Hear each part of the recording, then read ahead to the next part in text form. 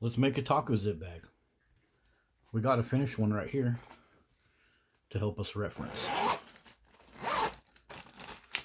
So materials, we got a round piece of dyneema. I have a video in the description on how to make that. It's real easy. We got a pull tab here on the end, also known as like the hanging tab. You can hang it on your backpack and like reach in. Got a pull tab here, zipper and a pull, and a little bit of seam tape. 2 8-inch pieces. Okay, so for this piece right here, that's just a 2.5 piece of grosgrain folded in half and heat sealed together. And now for this piece, we have a 7-inch piece. I'll show you how we do that. Here's our 7-inch piece. First you fold it in half to find the center like this. So there's the center right there. And then you bring the ends up to the center, but you go a 1/4 inch more. So you see what I did? I just went a 1/4 inch right there more. The same with this one. I come up to the center, but go a 1/4 inch more. And that will give me a 1/2 inch overlap, which will work perfect for underneath of our zipper. And now we can hold this thing together temporarily with a clip or a small piece of tape, small piece of masking tape. Works really good. Just hold it together like that. And this will get taped down before we do our sewing. So now let's go to our blank piece right here. We made this with the instructions from the previous video, which leaves it folded in half. That makes it easy for us to find the center, like I did right here, and I put a little mark right there. And then on this side, we find the center, but then we go out from the center and make 2 marks. This will just be where our zipper stops. So you can see right here, the center was right there, and then I went out. Let me see if I can get you a better visual of that. I went out just beyond a 1/4 inch from the center at each side. That gives us a little bit wider than 1/2 inch part right here that won't have a zipper. So there's the center right there. I'll go ahead and throw a mark there to make it so you can see. And then from there I went out. It's kind of hard to see that mark, but all you got to remember is find the center and then go out from there. Equal amounts on each side. I go just over a 1/4 inch. Okay, now let's do the seam tape. So we're working with dyneema, so I like to seam tape right here. Let's see if I can show you on this one. So the ends right here have a thick seam tape reinforcement. And those are the parts that will have all of the stress. And it just helps, like if you have a slightly sharp object in there, you can see a little bit of seam tape right there and right there. It's kind of like when you build a tarp out of dyneema. You seam tape the reinforcements. So this one's already been seam taped, so I'll show you how I do it over on this other side. We start with the 8-inch piece, and what we're going to do is peel the backing off, and we're going to lay the tape down a 1/4 inch beyond the edge of the fabric. And you can use your little cutting board like this. You see how I got a 1/4 inch right there beyond the end of my fabric, and I'm going to stick it down right there. And the reason for that 1/4 inch is because that's going to get wrapped up in the zipper sewing later. So we don't need that part to be taped because it'll get really, really thick, and the tape is better used farther inwards. So let me show you how I apply it and how I cut the circle. So we're just going to get the tape ready to go by peeling some of it off like this, and then get rid of the backing. Just cut it however you want, and then you can lay the tape in place. You can use the cutting board as a guide. Lay it in place about where it needs to be, and then press up here where you cut the backing off, and then it should just pretty much lay right where you want it. Just come towards you like this and use the cutting board as a guide, and then you can just Do it like that. And now to cut this little perfect circle away, all you got to do is, let me adjust a little bit here. Use your finger and let the knife ride up against it. Then use your finger like a compass. Just go like this. That's how I do it. You just let your finger guide the circle.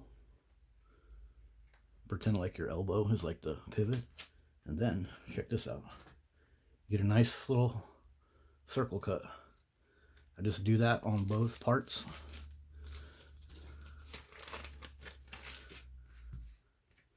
Having the tape hold this thing steady kind of helps you. But you start up there and then use your finger like a little compass guide. Kind of the same way the Fiskars circle cutter works when you originally cut this. But see, it gives you a nice little cut right there. And so now it's time for our 39-inch zipper. And as you can see with this one, we do the teeth towards the inside. This one has a regular cloth zipper, but we're going to use a Urotech zipper. And the teeth on the inside serves to kind of let the bag kind of come in this way. And it creates like a little dam. So if you have stuff in the bag, it tends to ride up against there and not get lost. Just gives the bag a little bit more shape. Okay, so we've taped this side, but we want the tape to be on the inside. So after we do our tape, we're going to flip it, and then we can start sewing. Take our 39-inch zipper and start at one of those little marks that you made.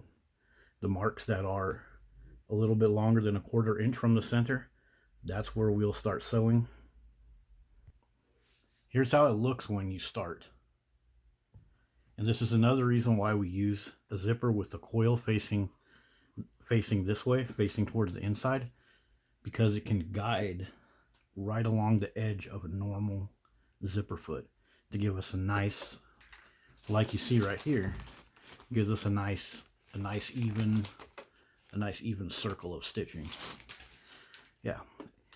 So the big thing about this is as this thing turns, it's basically like a wheel, like a tire on your car. So it's trying to go that way. It's trying to go and drive over there.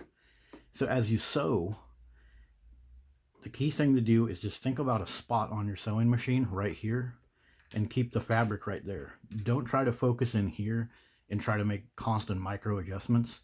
Just consider keeping a part of the fabric at a certain point right here. You can even take your marker and do a little dot. And then as you guide it in, you can just gently push pressure that way a little bit, and that will counteract the natural function of this wanting to basically spin and drive over that way somewhere else. And you can go slow. I just hold the zipper up like this and look right there and basically allow the machine to do the work. You see, it's just going to guide right along the zipper coil, and you can go all the way around this way, except for one spot, and I'll stop there and show you.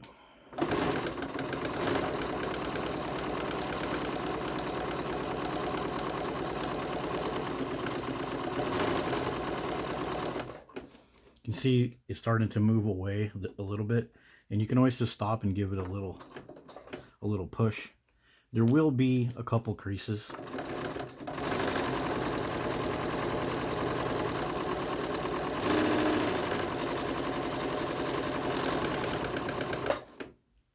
Okay, now we're coming up to the part where our 7-inch piece needs to go.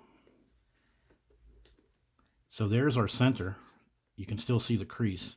We're going to put that right on the center. And since we have the crease right there, it probably doesn't show up perfectly in the video, especially with dyneema. But we just line it up with the crease. And then I just use a little piece of tape to hold it in place down towards the bottom, like this, so that we don't accidentally sew the tape. And this is how you want it oriented. You want the little loose piece that you can see to be right as shown here. That will hide it the best overall. And then we can slow down and be a little bit careful, because this will try to shift around. It'll try to give you a little bit of problem, but just allow the tape to hold it in place. And okay, we're using a 2.5 stitch width, and I'm going to go down to like 1.6 just so we have more stitch density right here. And now at this point is when you might need to pay a little bit of attention right here, a little bit more, just to make sure everything lines up. The foot may try to escape over the top of the coil, so just go slow. Having the 1.6 stitch length makes the machine move slower, which will help you out a little bit. See, pretty easy. And once we get over the webbing, we can go back to our 2.5 stitch length and just continue around. Okay, we're almost to the end where our other little mark is, right here. So when we get about right here, about an inch before, we're gonna stop.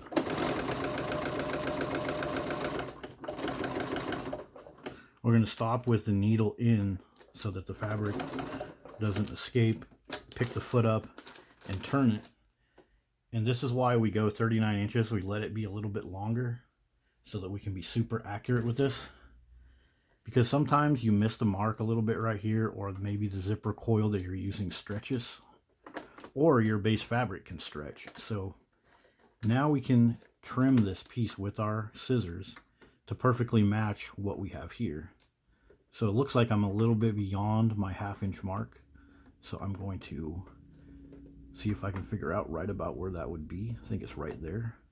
Get my scissors straight, and then I can cut it.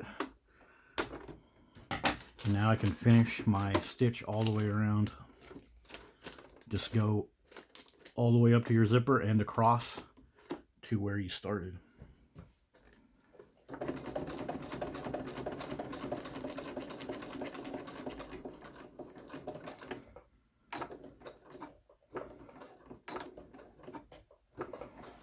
I try to do the back tacking right at the edge of the zipper. That way it ends up getting hidden. Yep. And so that's it for the first part of the zipper. We can just cut these. We'll heat seal them later with a knife or with a lighter. Okay. So now we got to do the rest of the stitching. We can pull our tape up right here. Gets everything flipped out like this.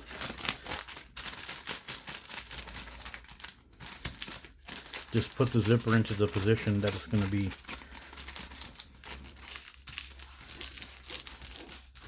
Like that. And so again, we're going to go around it and stitch just like we did before.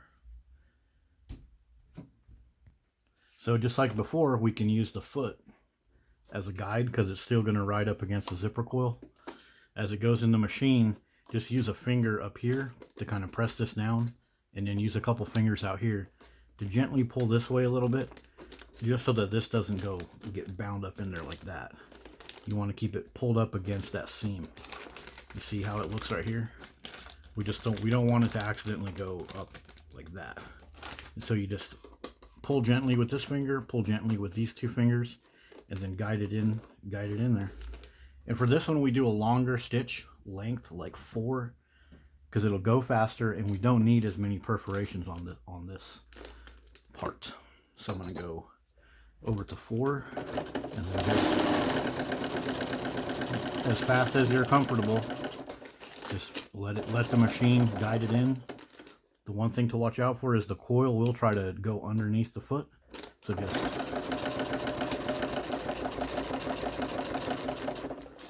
just like that.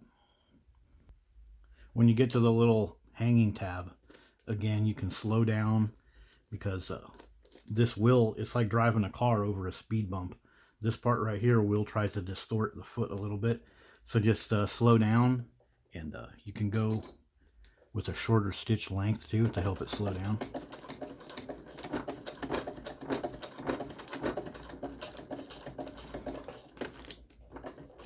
Then once you're over the speed bump, you go back to like a 4. And just keep going like that till you get to the open part. We made it all the way to the open part, and you just go across. Try to get that folded piece of fabric within the stitching. Go up to your original point and just back tack the stitches. So now we have our circular fabric with the zipper sewn down to it. Now it's time to get our zipper pull, or zipper tab, and install it. I'm using one of these small ones, but if you have like a dexterity frustration here, go with one that has a longer pull tab. It'll help.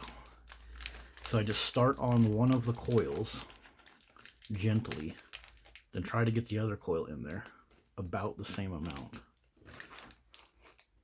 and then just gently tap with another finger. You just have to start it kind of all gentle and dainty, because it's going to try to pull apart. Try to get it as far as you can by just giving it a few taps to get it started, and then go back along your center line and find a good place to grab it, and then you can reach inside and get a hold of that pull and just kind of arc your hand like this to get it going. You just have to be careful. Sometimes the coil here will try to separate, but don't worry about that. Just pull it down a couple more inches, and remember that center line. Try to get that center line lined up with the part of your zipper that's put together. If you get it really close, the top of this will look nice and even. These two little triangles that get formed. And if you want to, you can grab some clips. This is just like when you make a box bag and you form the corner, kind of like that. But you can kind of see the zipper is in there, and there's that center line. So now we go back to our 2.5 inch piece that's been folded. Put the folded part in first. Push it all the way in till a little bit's exposed. And then across the zipper coil, you do a zigzag bar tack and then a row of stitching. Now let's go do that. Just try to set your zipper under the foot so that when you do a zigzag with a 0 stitch width. So for a number 3 zipper, I go 5 wide, but 0 length. Sorry, I said width previously. But you want 0 length. So it's just going to go back and forth without coming backwards or forwards. And it's going to reinforce that zipper coil. It's going to hold it together like one of those metal components that you might buy. Let me lift that up, see if you can see. But as you can see, it creates a bar tack that just squeezes those coils together. It gives you the strength you need so that the main stitch doesn't get stretched. Then you can just turn it like I did and move it over a little bit and do a straight stitch just beyond your little bar tack. For this, we do a stitch length that's pretty short for a good stitch density, because we want maximum strength right here. So I'm just going to set the needle where I want it, and I'm going to go like 2. And since we're at the center, we just go backwards first to the end of the bag, then go forwards up. So I'll just go backwards. That way I don't have to cut the threads and heat seal them. Just go backwards all the way to the end, and then go forwards. Watch out, the zipper coil will create a speed bump. Just place one of your fingers on your zipper foot. It'll prevent the stitches from getting messed up right there. And then go back to the zipper coil. So basically you got 2 rows of stitching right here, plus your little bar tack. And you have the seam tape underneath, so it's going to be fine. And then all we gotta do now is cut our threads and do a little heat sealing. Just cut your threads, melt them with the lighter so they don't unravel, and then we just turn the bag right side out.